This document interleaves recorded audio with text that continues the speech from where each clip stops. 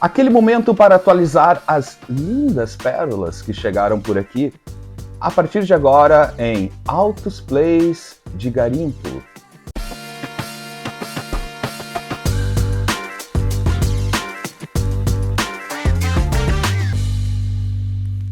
Para quem está chegando agora aqui no canal, uma rápida explicação: o Altos Plays de Garimpo é esse momento onde eu atualizo vocês e também para mim mesmo, que às vezes eu esqueço, das aquisições mais recentes, enfim, aquele garimpo em lojas, feiras, enfim, aquele lance onde houver uma pilha de discos, está lá o Lúcio garimpando, então eu vou atualizando aos poucos e, na verdade, faz bastante tempo que eu não trago uma atualização, então tem bastante coisa, inclusive eu vou dividir em diferentes episódios. Nesse aqui eu vou trazer pelo menos uns 10 discos, discos usados, né, discos originais, aquela coisa toda, e vou separar para um outro momento, um outro episódio também aqui da série Altos Plays de Garimpo, só com os discos novos, enfim. Como faz bastante tempo, tem bastante coisa e muita coisa legal aqui para dividir com vocês. E claro, isso aqui também serve como uma boa dica de audições, porque acaba gerando, enfim, como eu tenho um gosto musical um pouco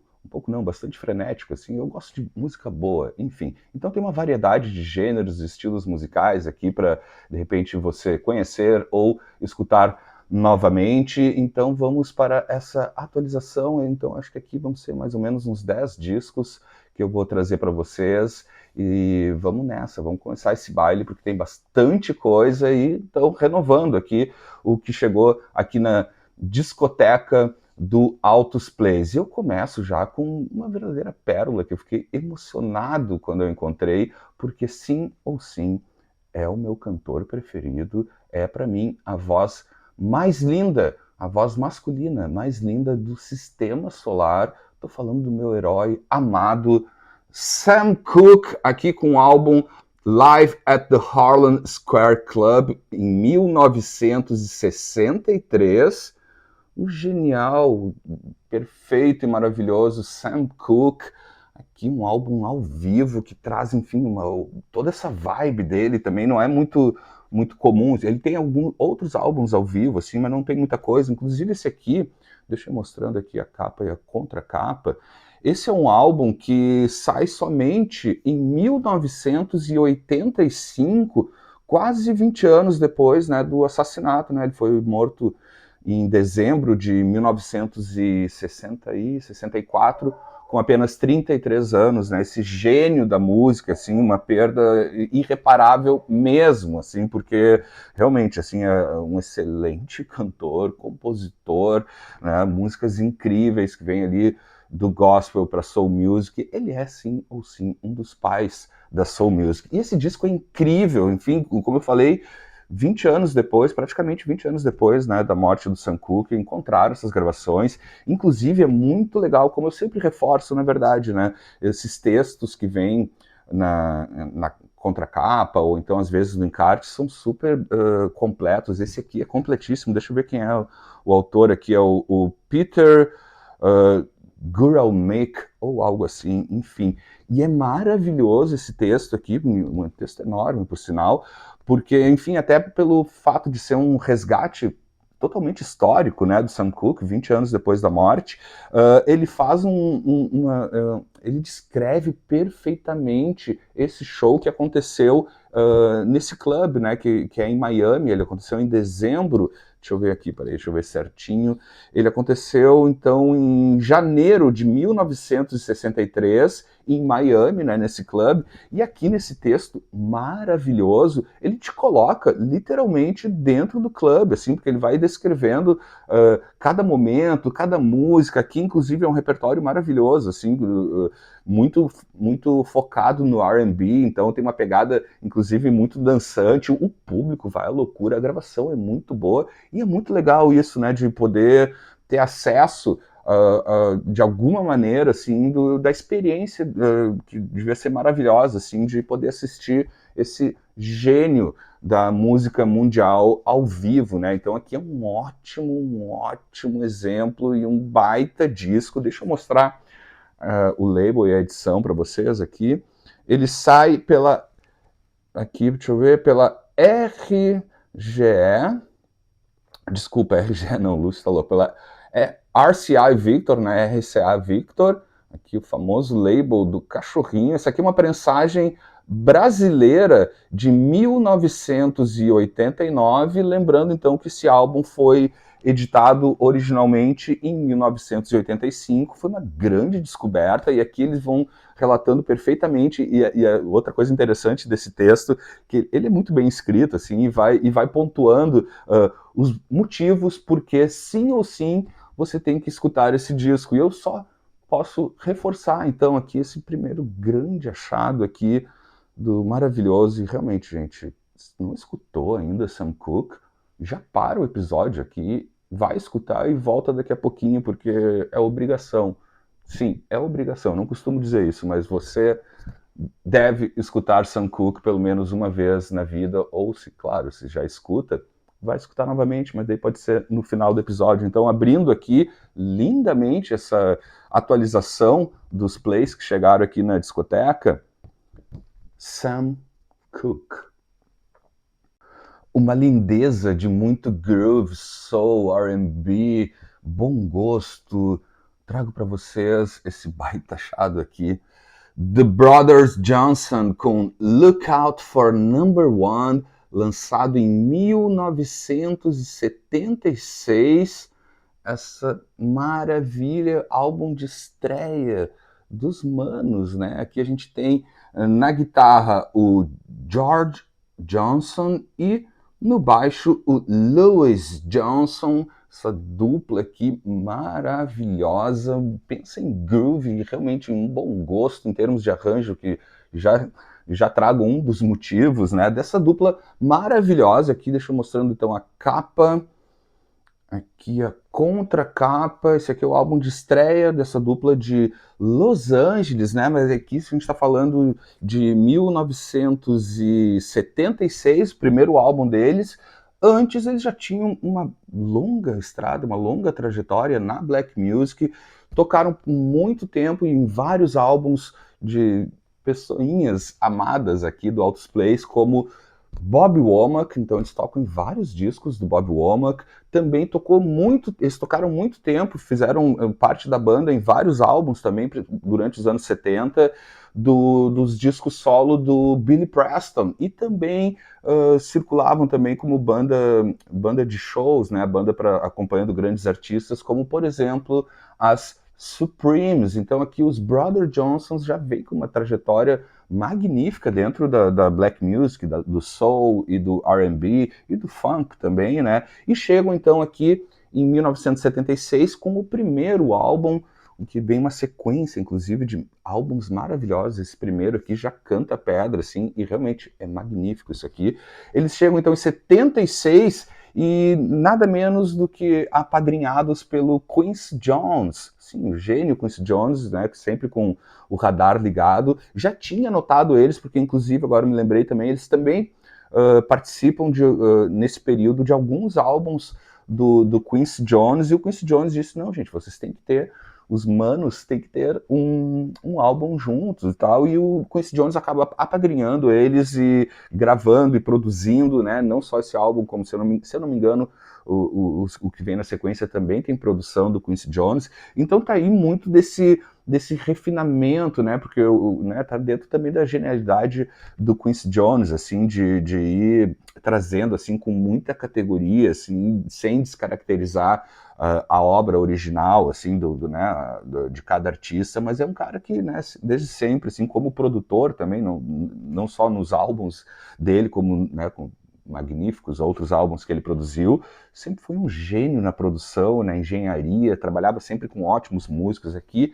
Não basta só esses dois aqui, mas também tem uma banda sensacional, juntou, né, o Quincy Jones disse, não, parei que eu vou chamar os meus aqui. Então realmente isso aqui é muito bem tocado, muito bem gravado, e é groove do início ao fim. Deixa eu mostrando detalhes dessa edição. Essa daqui é uma prensagem original, é a primeira prensagem americana, achei num garimpo, não faz muito tempo, inclusive, esse daqui.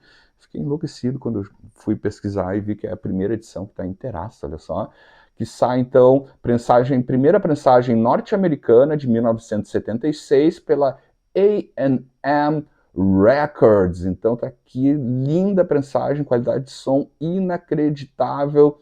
The Brothers Johnson, recomendo fortemente. Vem o encarte, né? Daquele momento que, né, um disco original de época, assim, né? A gente vê que a capa, assim, tem algumas marcas, o disco, que é o que importa, tá zerado.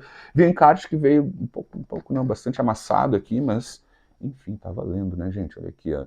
Vem essa foto e aqui também letras e ficha técnica, que é uma, nem vou começar a ler porque é uma ficha técnica gigantesca, mas garanto para vocês, assim como eles mandam muito nos vocais, também na guitarra e no baixo, a banda de apoio, né, foram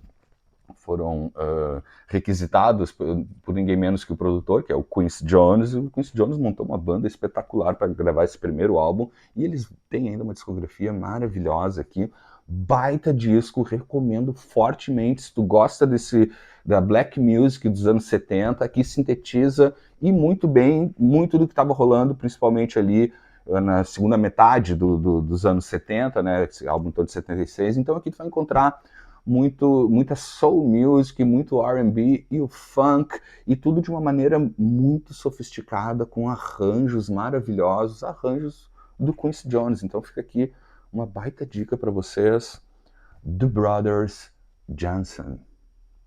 Só para seguir no momento duplas, trago outra dupla maravilhosa que eu também encontrei não faz muito tempo, acho que foi junto no garimpo dos Brothers Johnson, encontrei uma outra dupla também que flerta e muito com a Soul Music, só que com a White Soul Music, né?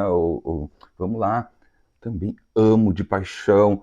Daryl Hall e John Oates com Bigger Than Both of Us, de 1976, descasso, eu adoro eles, esse aqui também é um dos meus álbuns prediletos, que eu não tinha ainda, fiquei super feliz de encontrar ele em vinil, né, eu já tinha ele em CD, na verdade, em vinil ainda não, aliás, eu perdi esse CD faz tempo, então eu estava órfão desse álbum, eu tenho vários outros álbuns dessa dupla, realmente eu adoro eles, muita categoria, já não tanto nas capas, né? Eles nunca foram muito bons no capismo, gente, mas no conteúdo é algo genial que eu adoro, amo de paixão eles. Então tá aqui a capa dos dois belezões, né? Essa dupla. Aqui a contracapa, Daryl Hall e John Oates com Bigger Than Both of Us, de 1976. Gênios, né? Eles que transitam e transitaram muito bem dentro os primeiros num clima um pouco mais folk, né? Tem até um flerte com country rock, mas também dentro disso, que é aí que tá, eu acho que o lance que amarra muito bem o trabalho dessa dupla é essa costura também com muita referência da soul music, né? Eles especialistas, antes de formarem a dupla, inclusive tocavam com grandes músicos da black music, então vem daí muito dessa conversa que eles tinham com a soul music e tudo aquilo que, de certa maneira, né, de diferentes interpretações, acabam também sendo pilar do que a gente conhece hoje, assim, gostem ou não do nome, né, do yacht rock, né, ou AOR, né, que é essa música pop dos anos 70, com grandes músicos, né, não só os chefões, né, digamos assim, da banda, mas também a banda que acompanha a maioria desses músicos, como é o caso aqui dessa dupla, sempre músicos de alta performance, grandes músicos de estúdio e tal, então eles também acabam sendo reconhecidos como um dos pilares, né, também do yacht rock e do AOR, então que é essa música pop e branca dos anos 70 que fazia esse crossover com a soul music, com o folk, com o country, com o rock, obviamente, também, e eles, então, são conhecidos e são realmente uns dos pilares, né, disso. Deixa eu mostrar o label e a edição aqui para vocês, tá aqui, ó, que sai pela RCA Victor, ou RCA Victor. Essa daqui é uma prensagem brasileira de 1977, lembrando, né, que o original é de 1976, aquele esquema tradicional aqui no Brasil, que a maioria, nessa época, alguns saíam no mesmo ano, mas a maioria um ano depois. disco inteirinho também, uma ótima qualidade essa prensagem aqui, essa prensagem original, então, brasileira dos anos de 1977. Recomendo fortemente também, eu acho que é um baita estudo, assim, não são todos, acho que talvez, pensando agora, agora que a gente está falando de 76, daqui para frente já não é muito regular, assim, como o álbum. Esse aqui é um álbum inteiro, maravilhoso, tem um super hit, né, Rich Girl, inclusive naquele momento Brasil, né, que põe as etiquetas e tal, acho que lá fora não tinha isso, tá, mas enfim, super estourou no mundo inteiro, né, top em várias rádios, inclusive aqui no Brasil, rodou muito isso aqui, talvez até tenha entrado em trilha de novela, é muita cara de trilha de novela fazerem, inclusive, esse destaque aqui.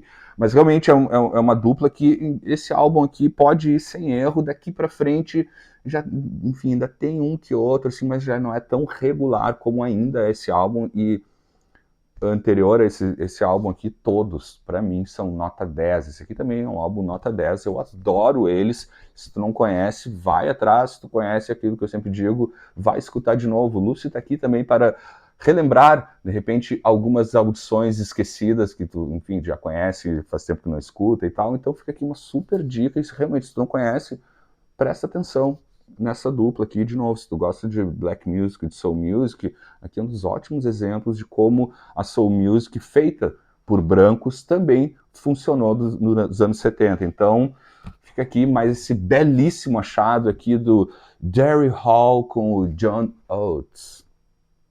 Vamos pesar a agulha um pouquinho, eu trago para vocês o rock clássico dos anos 80, The Cult, com o álbum Electric, de 1987, clássico absoluto, né, dessa banda britânica, lá dos anos 80, fez muito sucesso, inclusive esse disco aqui, que é maravilhoso, e eu não tinha ainda ele, inclusive aquelas coisas de memória afetiva, assim, me lembro que era nessa segunda metade dos anos 80, início dos anos 90, era um disco que a gente via muito, eu via muito aqui em lojas, e nunca, eu tenho o outro álbum deles, esse aqui eu não tinha, e é uma capa que ficou muito na minha memória afetiva e tal, e também pintou aí num garimpo, e é um baita disco, eu adoro eles também, deixa eu mostrando a capa, que é muito boa, né? Liderado então aí pelo Ian Astbury e o Billy Duff na guitarra, um baita guitarrista, um dos melhores guitarristas da geração ali dos anos 80 dentro do rock. Aqui a contracapa com toda a turminha, né? Tá aqui o aqui o Bailey, capa Gatefold, deixa eu abrir aqui, tem fotos maravilhosas, é uma banda muito boa que, né, dentro dali da pegada dos anos 80, principalmente nessa época ali, onde principalmente o glam rock, né, o mais poser, digamos assim, de Los Angeles, estava muito em alta, assim, chegando com tudo. Aqui eles vêm com um rock clássico, muito bem timbrado, fugindo muito, assim, claro, tem um pouco, né, da sonoridade de gravação que tinha com todo mundo nos anos 80, assim, mas eles ainda vinham com uma coisa mais cru, né, mais rústica dentro do que vinha sendo feito dentro, quando a gente fala em rock and roll nos anos 80, eu adoro eles, eu acho uma baita banda, inclusive, agora eu não me lembro quando foi, mas eu acho que faz, sei lá, uns 10 anos, não mais do que isso, assim, que eles tocaram aqui em Porto Alegre, no Bar Opinião, e foi, gente, um dos melhores shows que eu assisti no Bar Opinião. Já vi vários outros e tal, mas realmente foi um baita show, fiquei impressionado com os vocais ao vivo, né, do Ian, é impressionante a potência vocal dele, eu acho que faz mais ou menos isso, não mais do que 10 anos eu assisti eles, no Opinião, que é um bar assim, que permite assim, a gente assistir e curtir um show de uma maneira muito mais intimista, porque não é, enfim, muito gigantesco e tal, então fica um show super, super bacana. Gente, foi um showzaço, até hoje, assim, eu comento, assim, que foi um dos grandes shows de rock, assim, que eu assisti aqui em Porto Alegre, fiquei realmente impressionado, assim, eu confesso que, assim, eu nunca fui um cult maniac, assim, inclusive foi bom, assim, eu fui no show, assim, super nesse mesmo clima que eu falei, assim, muito mais na memória afetiva lá da segunda metade do final dos anos 80, início dos anos 90, quando eu escutava com mais frequência, mas realmente eu nunca fui um cara assim, não tenho muitos discos, eu tenho só um outro disco deles, agora me fugiu, mas que é uma capa clássica, me fugiu o nome, devia ter pego aqui, mas enfim. Eu só tinha um disco e esse aqui, então foi um show que eu assisti assim super, vou lá pra ver qual é, assim, sem conhecer toda a obra deles. Eu saí de lá impressionado, realmente um baita show, assim. Deixa eu mostrando aqui um encarte aqui que vem com as letras. Foi super bom, assim, me conectar com esse álbum aqui nos últimos tempos, já faz um tempinho que ele chegou por aqui, escutei bastante. Aliás, né, isso aqui também vale lembrar, o Altos Plays de Garimpo acaba, de alguma forma, também sendo uma amostra do que eu venho escutando nas últimas semanas. Eu tenho uma outra série sobre isso, mas também que eu sou desses, assim, quando eu compro um disco, ou ganho um disco e tal, eu fico escutando direto, assim, não demoro muito tempo para ficar com ele do ladinho, assim, claro, às vezes eu estou escutando, estudando algumas outras coisas, mas realmente esses aqui, do que eu vou trazer, pelo menos esses 10 aqui, são álbuns que estão rodando com muita frequência. Deixa eu mostrar a edição e o label aqui para vocês. Tá aqui, ó, ele sai pela Virgin Records, edição brasileira, do mesmo ano, né, de 1987, prensagem original, então, que saiu no mesmo ano. Eles estavam realmente com muito sucesso, não só no Brasil, como no mundo inteiro, né, então com um label clássico, né, da Virgin, que de um lado é verde e do outro vermelho, né, como são a maioria das edições. A edição também inteiraça, um som muito bom, assim, um baita disco mesmo, e é uma prensagem, então, brasileira do mesmo ano, se eu não me engano, saiu, inclusive, né, porque eles foram crescendo cada vez mais no Brasil, e, se eu não me engano, reeditaram esse álbum no final dos anos 80, em 1989, aqui no Brasil, enfim, no mundo inteiro. Não sei se ganhou recentemente novas edições, mas vale a pena, então, relembrar ou escutar pela primeira vez. Recomendo fortemente The Cult com Electric. Baixando um pouco a poeira, ou melhor, baixando um pouco a fumaça, vamos para o reggae, sim, um dos grandes, gigantes do reggae. Peter Tosh com o álbum Mystic Man, de 1979. Nem precisamos tecer tantos comentários, né, do papel fundamental do Peter Tosh na história do reggae, na história da música também. Baita disco, eu acho super bom o trabalho solo do Peter Tosh. São álbuns também muito bem gravados e sempre com o melhor da cozinha e do time jamaicano. Descasso dele. Eu não tinha também esse disco, eu tenho mais uns dois, eu tenho mais dois álbuns solo dele, né? E aqui a contracapa maravilhosa. Esse aqui, então, de 1979, também fiquei super feliz de encontrar num garimpo, assim, ele tá um pouco detonado, assim, a capa, mas o álbum também tá muito bom, roda super bem. Então aqui, capa também, que eu acho lindas, as artes, né, do Peter Tosh, de maneira geral, são maravilhosas. Baita disco, aquele esquema reggae, já do final dos anos 70, né, aqui, contracapa, aqui é o momento onde ele também está, né, ele assina pelo label dos Rolling Stones, né, eles estavam ali nesse momento, né, muito amigos. Depois desandou um pouco, tem, né, umas histórias aí que ele tomou a casa do Keith Richards na Jamaica, não queria deixar o Keith voltar para casa, enfim, histórias que não vêm ao caso, mas deixa eu mostrando então aqui o label, então, do Peter Tosh, que sai então pela Rolling Stone Records, né, o label dos Rolling Stones. Essa aqui é a primeira e única prensagem que saiu no Brasil, sai no mesmo ano no Brasil e no mundo, em 1979. Descasso também, né, ele que até aqui ele começa já até a trazer um reggae, entre muitas aspas, assim, mais pop, mais moderno, né. Eu acho que na verdade a carreira solo dele tem essa característica, assim, né? Ele também foi um cara que abriu horizontes dentro do próprio reggae, conversando com outros artistas, né? Até esse flerte deles, que foi muito próximo com os Rolling Stones, a partir de 76, 77, né? Que também os Stones acabam levando eles para o label, né? Tá aqui outro detalhe, né? E aqui também, como eu falei antes, né? Só para citar duas figuras, assim, que não é qualquer figura, que é, como eu falei, os músicos também da Jamaica que tocam nos álbuns do Peter Tosh são sensacionais. E aqui ele tem uma das cozinhas de baixo e bateria mais famosas e maravilhosas da história do reggae, né? A gente tem aqui no baixo o Rob Shakespeare e na bateria e percussão o Sly Dunbar. Então a gente tem aqui essa duplinha super famosa do Rob e do Sly que gravaram com todo mundo no reggae e na maioria dos álbuns do Peter Tosh. Então fica aqui também uma baita dica, um baita disco super bom. Então Peter Tosh com Mystic Man.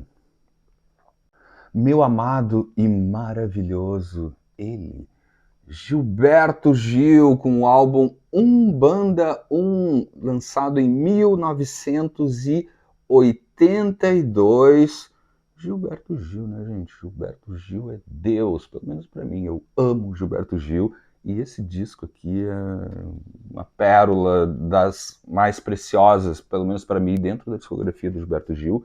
Que eu não tinha esse disco aqui, nem CD, nem nada, assim, já conhecia e tal, mas nunca tive acesso e encontrei aqui, apesar, né, para que colocar adesivo, né, não façam isso, jamais façam isso, mas enfim, peguei igual, né, não é por causa de um adesivo que eu não vou pegar um disco que está em excelentes condições, por sinal, baita disco, fundamental, pelo menos para mim, na discografia do Gilberto Gil, realmente é um dos meus prediletos. Não sei como demorei tanto tempo para ter esse álbum aqui. Contracapa linda, cheia de corações, porque o Gilberto Gil é sim um amado. Eu sou muito fã do Gil, Caetano, toda essa turma, mas o Gil assim, mora num espaço muito querido dentro do meu coração. Amo demais, de paixão o Gil, e realmente baita disco, que inclusive me chamou a atenção, já vou trazer detalhes da edição em seguida, que é um álbum que, pelo menos até onde eu dei uma pesquisada, me corrijam se eu estiver errado, é dos poucos álbuns, estranhamente, né? Não sei, me parece que não foi reeditado, pelo menos em vinil, novamente.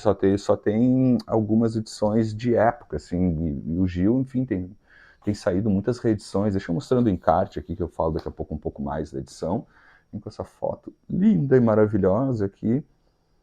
Ele ganhou, se eu não me engano, gente, acho que só tem em vinil essa edição original de 1982 aqui no Brasil e uma segunda prensagem só em 1988 e, de novo, até onde eu vi, não foi reeditado ainda, né? Nem naquelas porcaria de prensagem da Polisson, assim, pelo menos a maioria, né?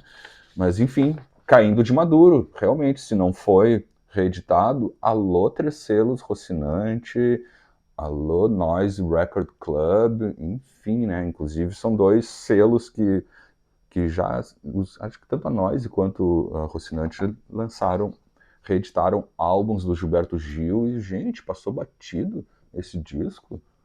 Me deixe saber, realmente. Posso estar enganado, né? Talvez tenha saído alguma edição oficial, assim, eu não soube, mas pelo que eu dei uma pesquisada, só aqui no Brasil, pelo menos, só a prensagem essa daqui, que é a prensagem original de 1982 e uma segunda prensagem em 88. Aqui, essa aqui é a primeira, deixa eu mostrar o label para vocês, que sai então pela Warner Bros. Records. Tá aqui, também tá inteirinho, som muito bom, a gravação, inclusive, desse disco, assim, é impressionante, assim, realmente é muito bom. E é um disco, enfim, realmente, para mim, tá praticamente dentro daquele patamar, assim, de álbum entidade dentro da discografia do Gilberto Gil, porque traz clássicos, assim, e realmente as letras, aquela coisa, Gil, assim, também a gravação. Por exemplo, a gente tem aqui super clássicos dele, né? A gente tem aqui Andar com Fé, Esotérico, tem a Metáfora, né, que é daquelas letras maravilhosas do Gilberto Gil. Acho que é uma das grandes letras, assim, que esse jogo de palavras, assim, do Gilberto Gil, que é sempre genial, assim. E o bom é isso, né, gente, que vem aqui com as letras, né, o que é muito importante, né, na obra do Gilberto Gil, não só a música, como a letra, e como eu falei, né, Andar com Fé, Drão, Esotérico, é um desfile de clássicos. Tem uma outra que é uma das letras mais lindas desse período do Gilberto Gil, que é uma letra que eu acho super bonita também, até uma música que não é muito falada dentro da obra dele, ou muito popular, assim, mas que também, porque também é um álbum onde tem grandes clássicos aqui, como Andar com Fé, Drão, Esotérico e a própria Metáfora, assim, algumas outras obras, músicas. Recomendo, por exemplo, essa letra é muito bonita, assim, Deixar Você, uma canção de amor maravilhosa do Gilberto Gil. Então fica aqui esse baita achado, também estou muito feliz e realmente eu amo Gilberto Gil. Gilberto Gil é Deus para mim, então vai atrás desse álbum e fica de novo meu pedido, caso, né, não tenham relançado ainda, fica a dica aí, um baita disco para voltar aí com tudo nesses labels, principalmente o Rocinante, que faz um lindo trabalho, a Noise também, então me perdoem se eu estiver errado, mas acho que não foi reeditado ainda, pelo menos aqui no Brasil, então uma baita dica aí, Gilberto God Gil. Agora vamos para o sul do planeta, aqui para minha região, trazendo dois grandes representantes da música popular do sul do Brasil e também da Argentina, e por que não, ambos da América Latina. Começo trazendo o primeiro álbum do genial e também gigantesco Vitor Ramil, com o álbum Estrela Estrela, primeiro álbum do Vitor, lançado em 1981, descasso desse grande artista aqui do Sul, né? Ele que sempre flerta e continua, né? Flertou e continua flertando muito bem com a música do campo, com a música urbana. Aliás, essa é uma das grandes características. Ele faz esse crossover de uma maneira genial. Letras lindas, magníficas, arranjos. É um super artista que, na minha opinião, inclusive, deveria ser mais reconhecido na música brasileira de maneira geral. Esse aqui é o primeiro álbum do Vitor, Estrela Estrela, que também, né, essa música que dá nome ao álbum é uma das músicas mais lindas do Vitor, né? A letra é incrível. Aliás, ele é um letrista sensacional, instrumentista também. Esse álbum aqui é o primeiro do Vitor, então de 1981. Nunca foi reeditado, acho que nem em CD, só existe essa primeira edição, um disco inclusive bem difícil de encontrar, inclusive aqui no Sul, né? Imagino que no resto do Brasil seja mais difícil ainda. É um disco que a gente não vê muito por aí. Encontrei numa coleção e fiquei super feliz de encontrar. Já conhecia, já tinha, invejava coleções de amigos e amigas que têm esse álbum e eu não tinha ainda. Eu amo o Vitor, todos os álbuns do Vitor, inclusive os mais recentes são. Ele é cada vez mais genial, gente, realmente. Eu não tenho muita maturidade para falar do grande Vitor, não é só porque ele é aqui da minha área e tal, assim, conheço ele também pessoalmente, é um grande amigo e tal, mas não é por isso, é porque realmente a música dele é perfeita, letrista, que é o primeiro álbum dele, acho que nem nos Spot Coisa, nos streaming da vida, acho que esse álbum ainda não está nas plataformas, poderia já subir, né, Vitor? Mas enfim, não tenho certeza, mas acho que não. Uma olhada rápida que eu dei, não encontrei. Tá aqui o primeiro álbum dele, que já mostra, né, toda a riqueza musical e cultural desse baita artista. Esse aqui, como eu falei, é a primeira e única edição, saiu só em LP na época, então tá aqui, sai pela Polydor em 1981, e é lindo demais, assim, arranjos muito bem traçados, né? Essa conversa dele do rural com a cidade, né? Do campo com a cidade, não digo rural, acho que campo funciona mais no caso do Vitor, é sensacional. Se não conhece, você que está acima do Sul e nunca ouviu a obra do Vitor Ramil, vai escutando os álbuns mais recentes até chegar nesse aqui para ir entendendo essas amarras culturais que ele faz muito bem. Então tá aqui Vitor Ramil com Estrela Estrela, primeiro álbum do Vitor, e já vou emendar direto com outra figura gigantesca daí do Sul e da América Latina inteira, assim, que eu amo de paixão. Estou falando da gigantesca e maravilhosa Mercedes Sosa, com o álbum homônimo de 1983. Também lindo, eu tenho muitos álbuns, pelo menos aqui no Sul, aqui em Porto Alegre, onde eu moro, é muito fácil de encontrar os álbuns da Mercedes, assim, e geralmente a maioria sempre por preços ótimos, e quando eu encontro em boa qualidade, como é o caso dessa prensagem que eu encontrei desse álbum aqui, eu pego direto, tenho muita coisa dela, eu adoro ela também, assim, de diferentes maneiras, assim, em relação ao Vitor Ramil, por exemplo, que eu acho que até já fizeram algumas coisas juntos em algum momento. Enfim, não tenho certeza. Mas ela também, assim como o Vitor conversa com o campo e a cidade, o regional, né, e o popular, A Mercedes Sosa desde sempre fez muito bem isso, né, da música tradicional e regional latino-americana, mas sem perder o olhar para o resto dos outros gêneros musicais. Inclusive, nesse álbum aqui, por exemplo, ela conversa com o Brasil, assim, porque ela regrava do Milton Nascimento Maria Maria, com a participação do Milton, também regrava, né, isso é genial também, uma canção do Charly Garcia, né, um dos grandes ícones do rock argentino, com Inconsciente Coletivo, que tem, inclusive, a participação também do Milton Nascimento. Então a gente tem aqui o Milton Nascimento cantando uma música, né, que é dele, não é só dele, né, Maria Maria, do Fernando Brant também, e também participando na faixa da canção do Charly Garcia. É genial. Deixa eu mostrar o label aqui para vocês, que sai no Brasil pela Philips,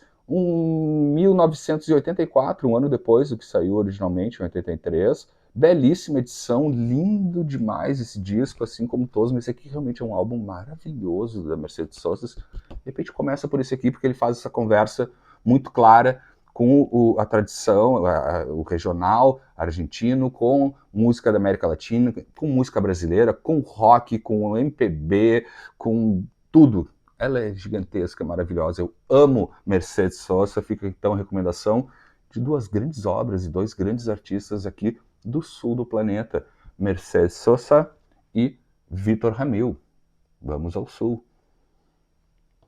E para finalizar essa atualização dos álbuns que chegaram recentemente, ou não tão recentemente, fazia tempo que eu não atualizava vocês aqui nesse episódio só álbuns originais, usados e tal. No próximo eu trarei álbuns novos que chegaram por aqui. Enfim, vamos do sul direto para o Nordeste com um dos maiores representantes da música linda e maravilhosa do Nordeste desse Brasilzão. Tá aqui ele, né?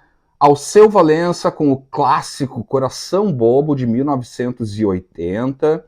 Baita disco, eu adoro Alceu Valença também, não só dos anos 70, se bem que nos anos 80 tem algumas brechas aí que não estão muito legais, mas enfim, aqui ainda é um baita disco.